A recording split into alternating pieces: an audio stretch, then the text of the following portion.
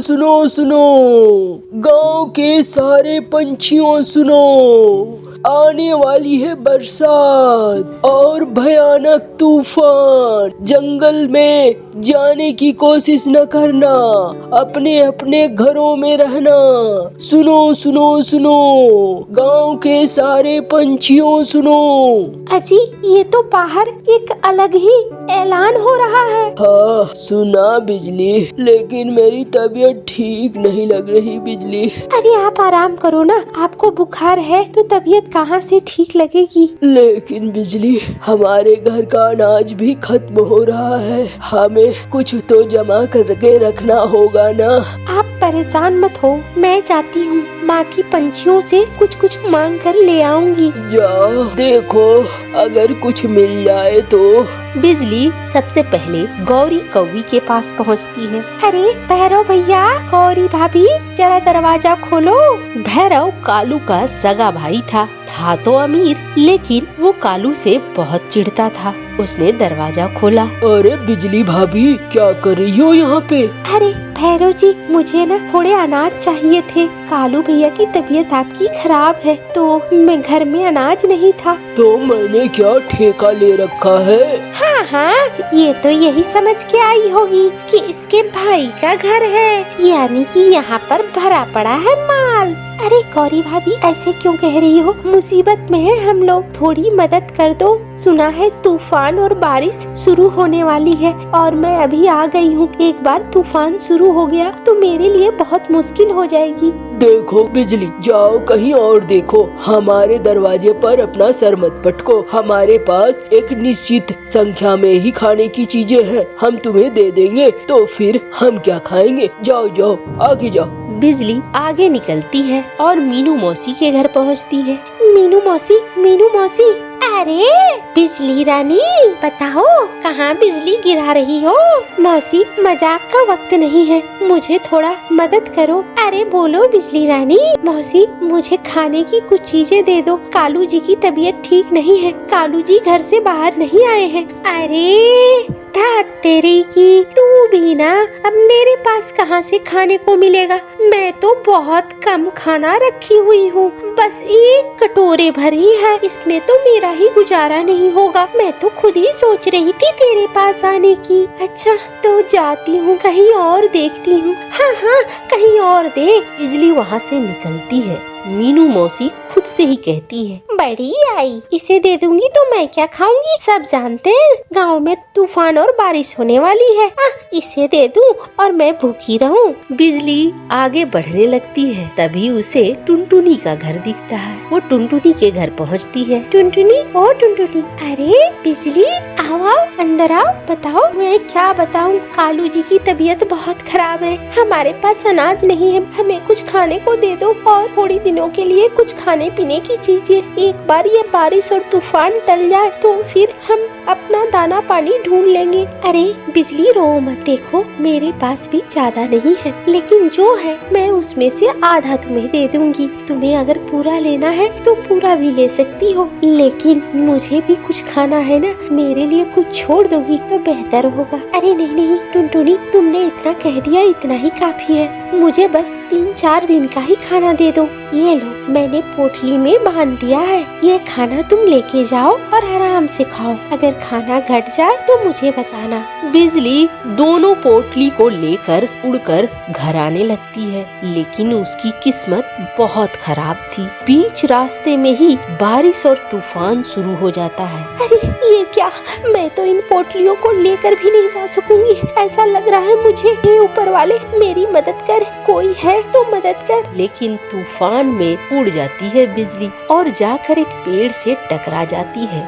पोटली भी बिखर जाता है और वो घायल होकर नीचे गिर जाती है। तेज बारिश होने लगती है और बारिश की साथ धीरे धीरे पानी का स्तर भी बढ़ने लगता है। गांव में बाढ़ आने लगता है और बिजली बाढ़ के पानी के साथ बह जाती है। उधर कालू इंतजार कर रहा था। बिजली, मुझे लगता है बिजली कहीं फंस गई है। हे ऊपर वाले, बिजली को बचाओ।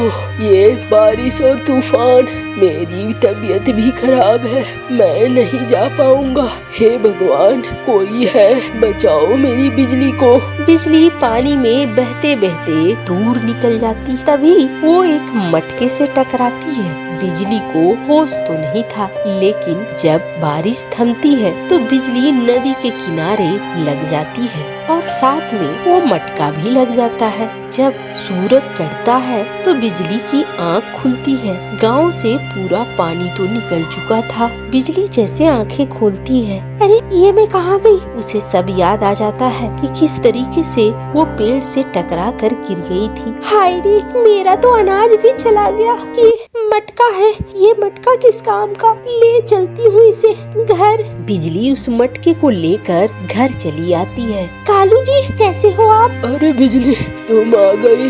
मैंने तो आशा ही छोड़ दिया था बिजली। मुझे तुम्हें देखकर जो खुशी मिल रही है तुम जान नहीं सकती हो।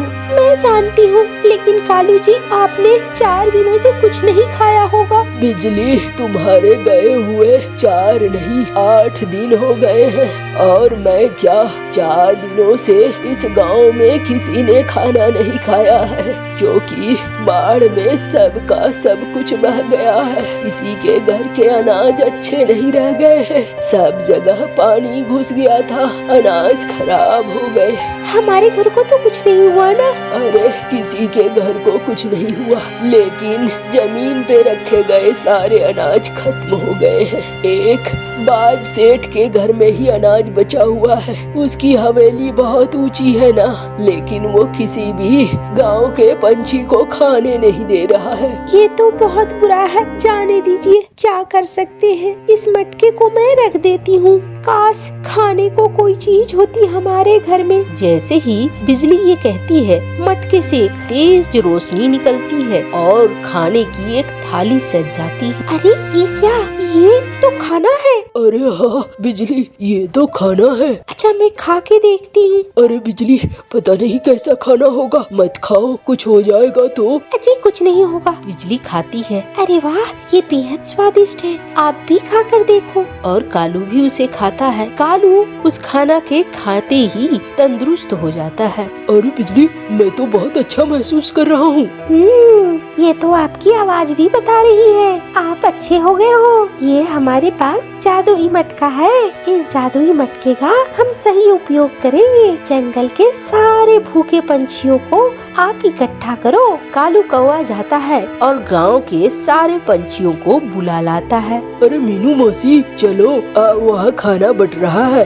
अरे काले कलमुहे, तू ठीक हो गया? हाँ मौसी, मैं बस ठीक हो गया। और बिजली सारे पंछियों को खाना देती है। तभी टुनटुनी बिजली से कहती है, अरे बिजली, तुम्हारे पास ये खाना कहाँ से आया? बिजली टुनटुनी को कहती है, टुनटुनी, मैं आपको बाद में बताऊंगी, अभी बहुत सारे पंछी हैं। सबके खाना खाने के जाने के बाद टुनटुनी बिजली के साथ उसके घर जाती है। बिजली उसे मटके की सारी सच्चाई बता देती है। फिर टुनटुनी बिजली को कहती है, देखो बिजली, तुम्हारे पास ये मटका तो आ ही गया है। इस मटके से तुम चाहो तो जितना चाहो उतना खाना मंगा सकती हो। एक काम करो, तुम एक ढाबा खोल लो और उस ढाबे में सारे पंछियों को खाना खिलाओ।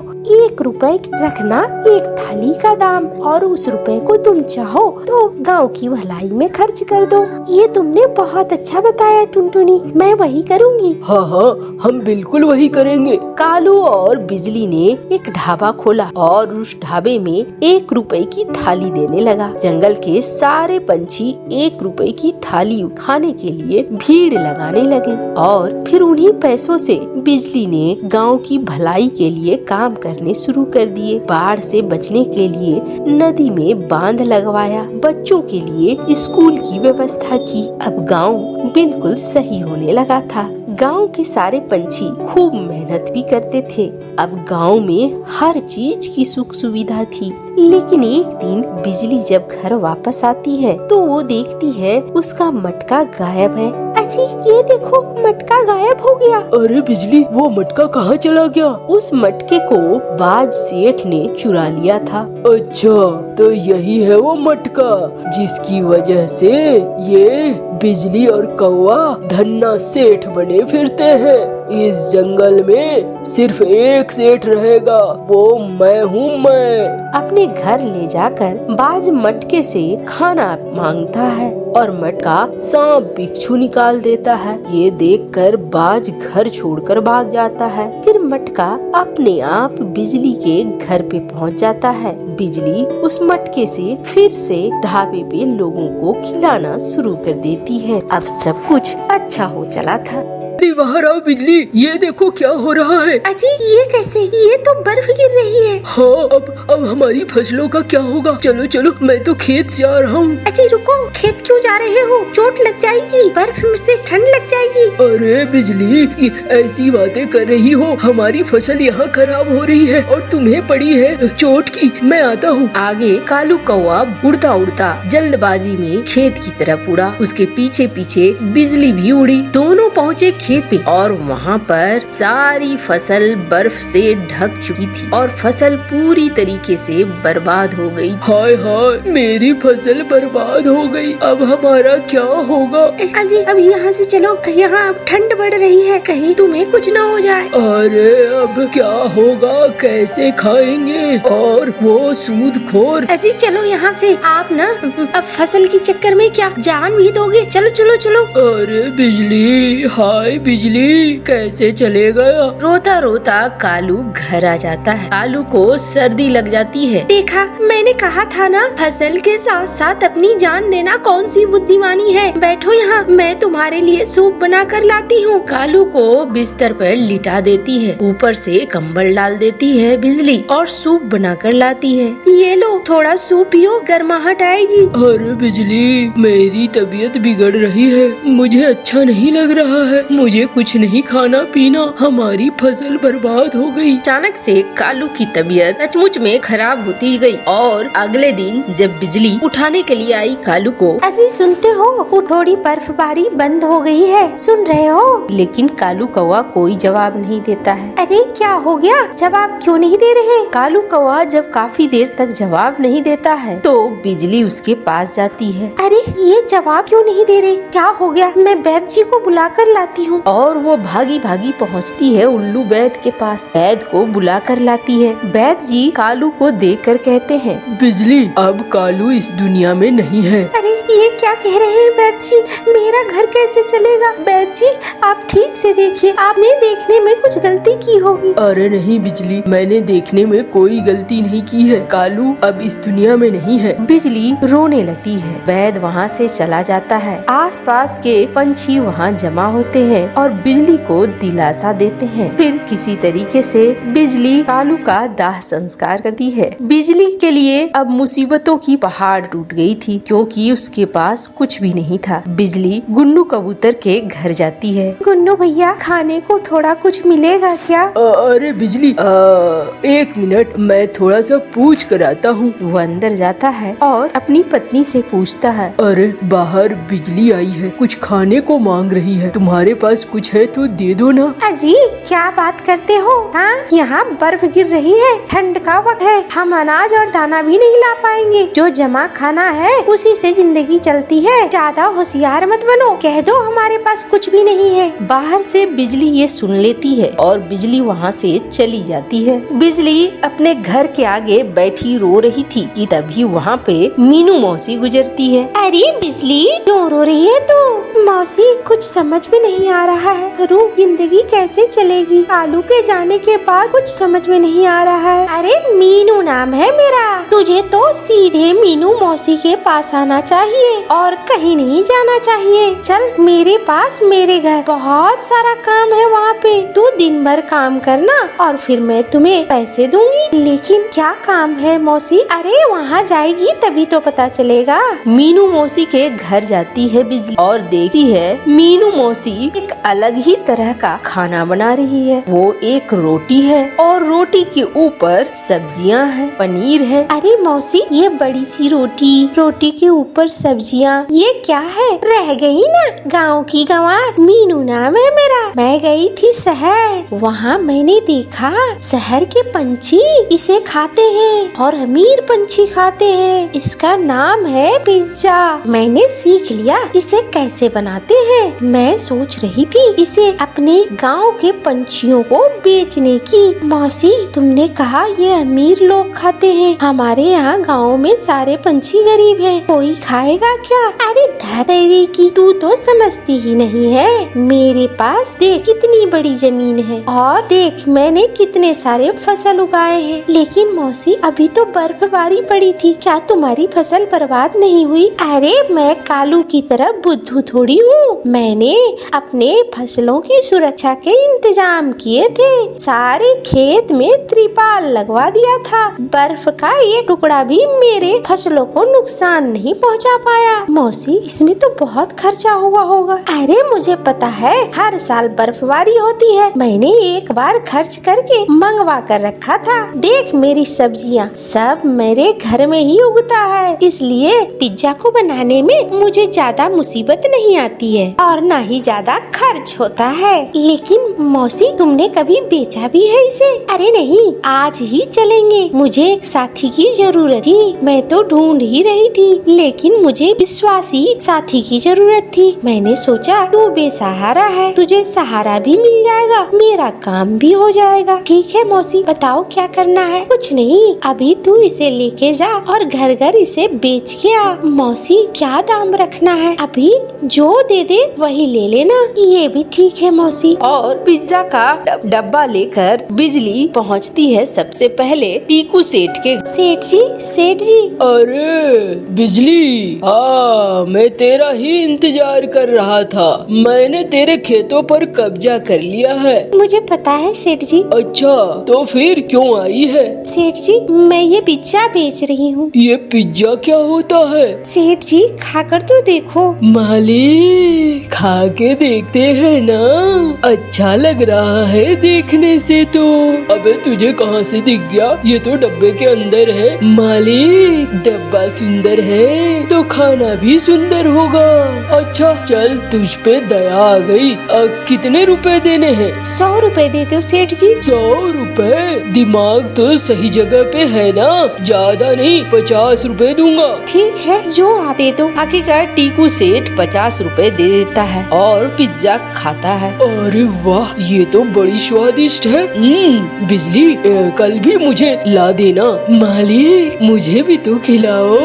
ये ले, तू भी खा। छोटा सा ही टुकड़ा खाना, बड़ा टुकड़ा नहीं खाना। अच्छा मालिक, उतना ही खाऊंगा जितना आप कहोगे।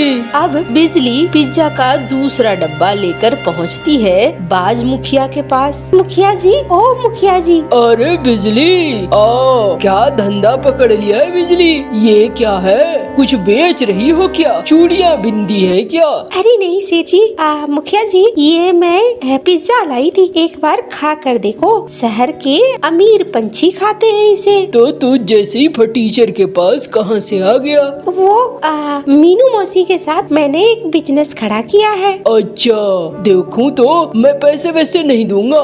ऐसा कैसे मुखिया जी? मैं तो खुद ही गरीब हूँ, कुछ तो देना होगा। ठीक है, अगर अच्छा लगा तो पैसे दूंगा, अच्छा नहीं लगा तो कुछ नहीं दूंगा। बाज खाता है। अरे वाह, ये तो बड़ा मजेदार है। देख बिजली, मैं तो कहूँगा कि तुम दोनों एक ढाबा ही खोल लो, बहुत भीड़ लगेगी। शाम को बिजली बेचकर वापस आती और बिजली से मीनू मौसी पूछती है, अरे कितनी कमाई हुई? सारे डब्बे बिक गए क्या? अरे हाँ मौसी, सारे डब्बे बिक गए हैं। वाह, अब तो मजा आ गया। फिर मीनू मौसी को सारी बात बताई। बिजली ने। अच्छा, कह तो बुरा नहीं रहा है, तेरी जमीन भी खाली है, क्यों ना वहीं पर एक छप्पर डाल देते हैं और वहीं पे शुरू करते हैं ढाबा। ये भी ठीक है मौसी, देख ढाबे का 50-50 रहेगा, जो भी आमदनी होगी आधी तुम्हारी और आधी मेरी, ठीक है। और फिर ढाबा शुरू हो जाता है। उस ढाबे में पिज्जा बिकना शुरू होता है। जंगल के पंछी ही नहीं बल्कि आसपास के गांव के पंछी भी आकर अब भीड़ लगाने लगते हैं। खूब पिज्जा बिका है और दोनों को अब अच्छी खासी आमदनी होने लगी है। दोनों अब खुश थे, दोनों एक दूसरे का सहारा बन गए थे। मीनू मौसी का भी कोई नहीं था और बिजली का भी कोई नहीं था। दोनों